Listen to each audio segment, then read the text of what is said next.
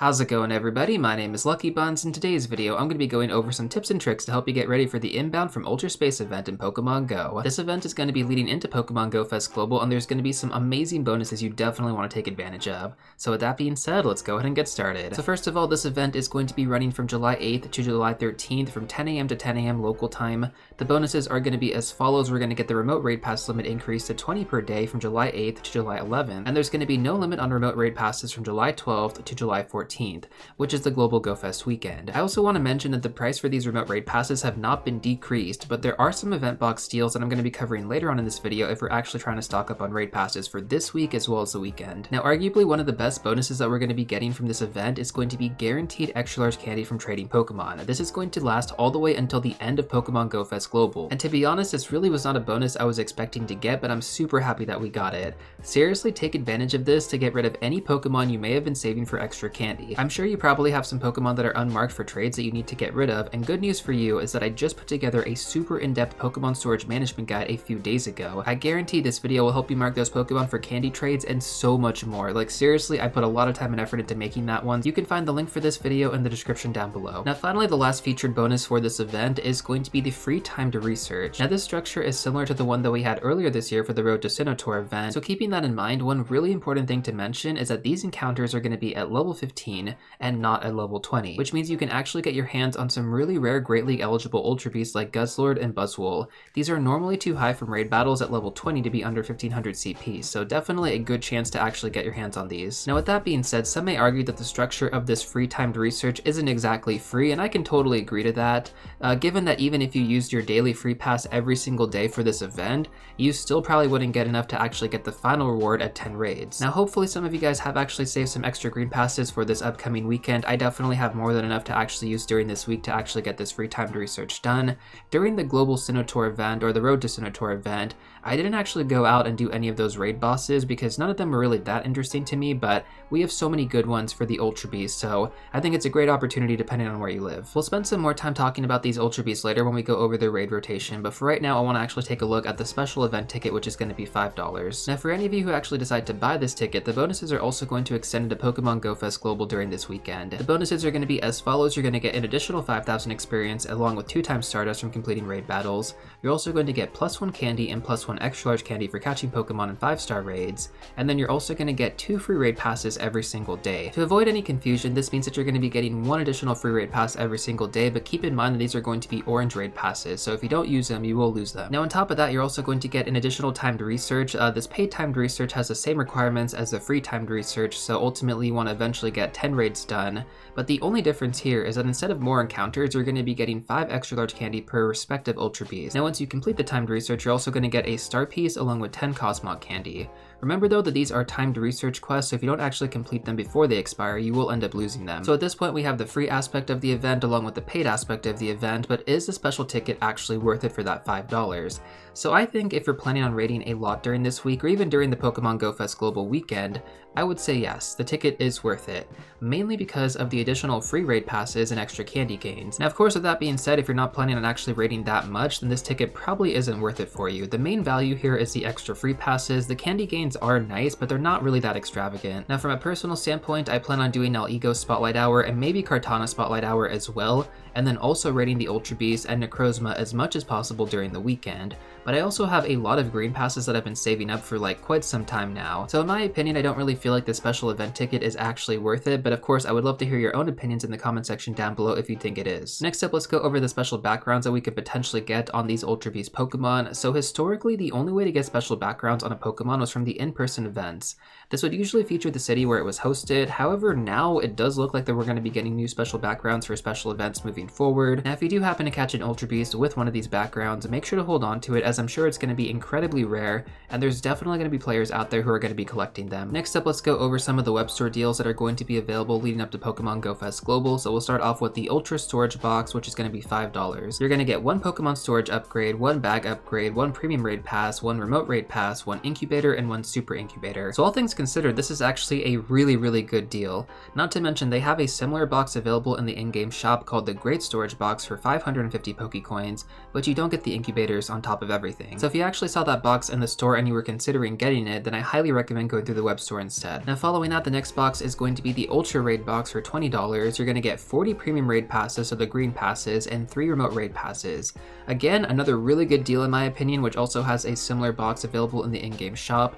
That one costs 1550 Pokecoins, and you're only going to get 20 premium raid passes instead of 40. You're still going to get the same amount of remote raid passes though. So basically for just $5 more, you're going to get 20 premium raid passes, which is super good. Now the final deal available in the shop is going to be the Ultra Hatch box for $40. I know it's kind of expensive, but you're going to be getting 2 lucky eggs, 25 incubators, and 30 super incubators, so a total of 55 incubators for $40. I mean, the value alone is pretty much close to $100 if we just took the in-game shop value, so yeah, it's really good.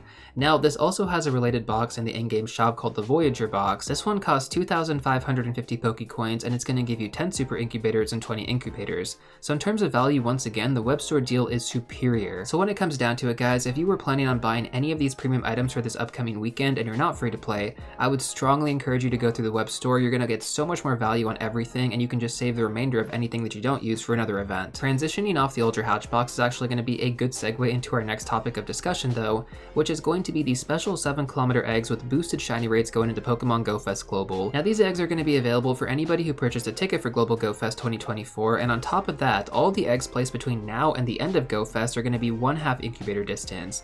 You're also going to get the ability to open 40 gifts a day instead of 30, which is a really nice bonus leading up to this event. Now in terms of the Pokemon you're going to have available in the egg pool, the most common ones are going to be the shinies that just got released during the in-person Go Fest, so Ducklet, Emolga, Crab Brawler, and Jangmo-O. Now for the second stage rarity, I believe we're going to have the incense spawns featured during this event, so Corsola, Maractus, Vullaby, Rockruff, and then we're also going to have Badoo featured as well. And then finally, for the rarest Pokemon in these eggs, you're going to have a chance to get Larvesta, which is pretty much non-existent, and then Rockruff, which can evolve into Dusk form Lycanroc. Now as always guys, I'd like to issue a warning of caution here. Eggs are known to be a scam in Pokemon Go outside of Hatch Day events, so please manage your expectations going into this. While the shiny rate here is claimed to be boosted, history has shown that these odds are not always that good. So again, like, if you don't get any shinies, if you don't get anything good from these eggs, I mean, that's really not all that surprising. This is known to happen in Pokemon Go. Now that we finished covering all the bonuses, let's go over the Ultra Beast raid rotation for this upcoming week. In terms of these Pokemon, I'm going to keep my analysis brief here because I actually do have a full meta-analysis video that I posted a few weeks ago. So if you want to actually know more about any of these Ultra Beasts that I'm going to go over, this video covers all of them. Now raid hours are also going to be available for each of these raid bosses during every evening from 6 to 7 p.m. local time. For those of you who don't really have that many players to raid around you, I strongly encourage you to check Campfire to see if there's going to be any local meetups. Now if I didn't already mention this, the raid boss rotation for each of these Ultra Beasts is going to be from 10 a.m. to 10 a.m. local time. So for example, we have Guzzlord as our first Pokemon, which is going to be available from July 8th at 10 a.m. to July 9th at 10 a.m. Now even though many of these Ultra Beasts are going to be featured as regional Pokemon, Guzzlord is one of the ones that is actually going to be featured as a global Pokemon. Guzzlord does actually have meta relevance in all of the Open League formats, which actually makes it a pretty good Pokemon to hunt for. Now if you do actually want to use Guzzlord for Great League or Ultra League though, you will need to trade it with another player to get lower IVs on it. For those unfamiliar, you typically want low attack and high defense and high stamina IVs for PvP. For Master League, you would ideally want the Hundo though. Next up, we're going to have Nalego from July 9th to July 10th, which is the best poison type attacker in the game. Nalego is also going to be another Ultra Beast that is going to be featured globally, and I'm personally going to try and go out and raid this one as much as possible because I don't actually have the shiny yet. I do have one that I actually already powered up to level 40 though, which I do use quite frequently for Team Go Rocket battles and gym battles.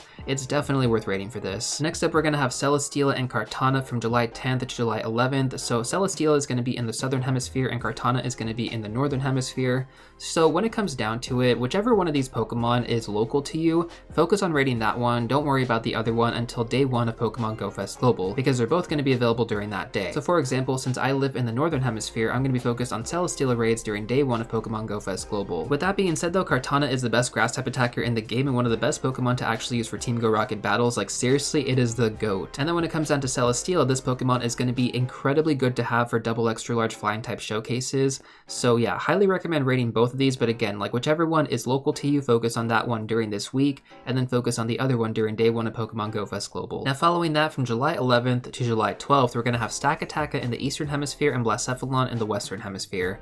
We just had both of these Pokemon featured recently in raids during the end of May, but neither of them actually have their shiny forms available since they're kind of new, so in my opinion, I don't really think it's worth raiding hard for either of these Pokemon yet. Stakataka is definitely going to be a skip since it's not actually good for raids or for PvP. Blacephalon does have potential for the future though, so if you actually want to learn more about it, then I do recommend checking out my full meta-analysis video. Ultimately, when the shiny form eventually gets released along with its signature moveset, I think this Pokemon is definitely going to be worth raiding for, but as of right now, it's probably going to get a skip. Now finally, on July 12th, we're going to have Buzzwole in the Americas, Pheromosa in Europe, the Middle East, Africa, and India, and then Xurkitree in the Asia Pacific region. These are arguably going to be some of the best Ultra Beasts, but unfortunately they are region locked, so Buzzwole is going to be primarily used in PvP in all the Open League formats, so definitely worth raiding and trading for this one. Although, keep in mind, the only way to actually get one for the Great League is going to be from the Timed Research quest, which I believe takes 9 raids to do, so if you want to get one of those, you're going to have to do at least 9 raids during this week. Now in terms of Pheromosa, this is going to be a top Bug-type attacker to have in-game, but in terms of utility, it's probably not going to be that great to have because Bug-type Pokemon aren't used that often in Pokemon Go. That being said though, the shiny form is going to be something that I know a lot of players are going to be going after. And then finally we have Xurkitree, which is going to have a super cool shiny form in my opinion, and it's amongst the top 3 electric type attackers in the game. If this Pokemon is going to be local to you, then I highly recommend going out and raiding as many of these as possible, because personally I won't be able to raid this one until day 1 of Pokemon Go Fest Global. And then finally on top of that, we're also going to have Mega Swampert available in raids as well from July 8th to July 23rd. And I know what you're thinking, why would I want to focus on Mega Swampert during this event?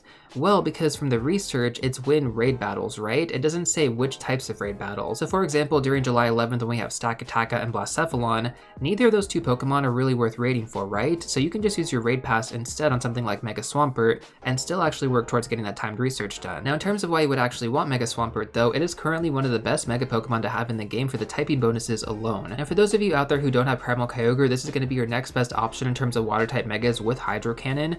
That move is going to require an Elite Charge TM though, but if you end up getting the Hundo or like a really good shiny, then I would definitely consider it worthy. Now of course, one of the biggest questions I think a lot of players have is which raid boss should I focus on?